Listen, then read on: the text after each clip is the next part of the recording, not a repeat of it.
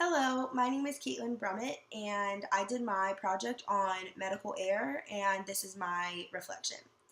In question one, it asked me, what did I learn the most in result of this project? And I would have to say that I probably learned that heart disease was the first leading cause, and the second one was cancer.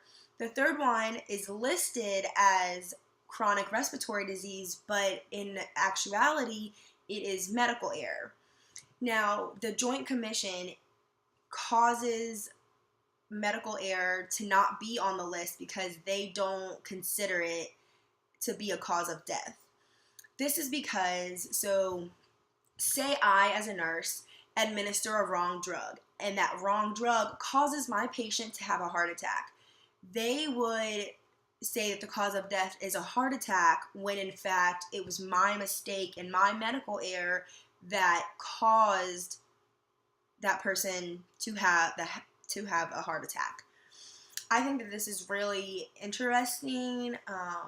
It causes nurses to build a wall of silence because they are afraid of litigation, and that would cause a system breakdown. In question two, it's asked what I would do differently in my project, and I would have to say I would want to get different sources or additional sources that had different information. I liked the sources that I picked, however, all three of the sources had the same or similar statistics, information, and I didn't really give my paper dimension. Whereas if I had, an opposing view or an opposing statistic, it would balance it out a little bit more. I think the third question is, how did I meet course and institutional outcomes? I think that by analyzing, evaluating, and synthesizing research through various documentation approaches that include paraphrasing, summarizing, and directing quotes, I met the course outcomes because it allowed me to expand my mind and having to learn how to read, a medical experiment, or learn how to interpret how a doctor views it versus how a nurse would view it. Institutional, I would say community and career. I think that I was able to participate in a social learning by, in one of our discussions, we had to upload a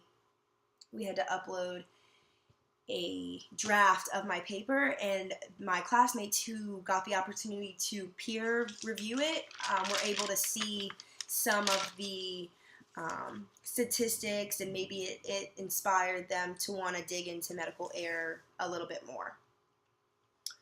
The fourth question is, what have you learned throughout this course that aligns with dependability workplace capability? I have learned that it is important to have dependability in the workplace because it makes a person more accountable, and it just helps the day run more smooth without having to break and have a rough day. Okay, sorry. The last question is, what additional workplace capability would I say? And I would say communication is another one that I've really learned through this whole course.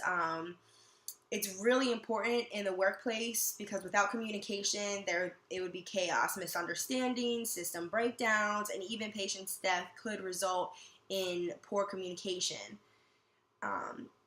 Both dependability and communication are important in my career field, being a nurse, because they're patient lifelines.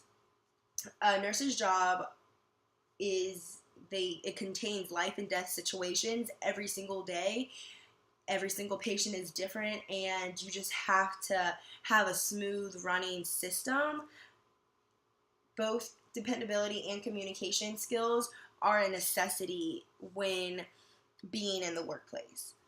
I really hope that you liked both my paper and my oral presentation. I really enjoyed researching medical air, and I can't wait to see what the future holds. Thank you.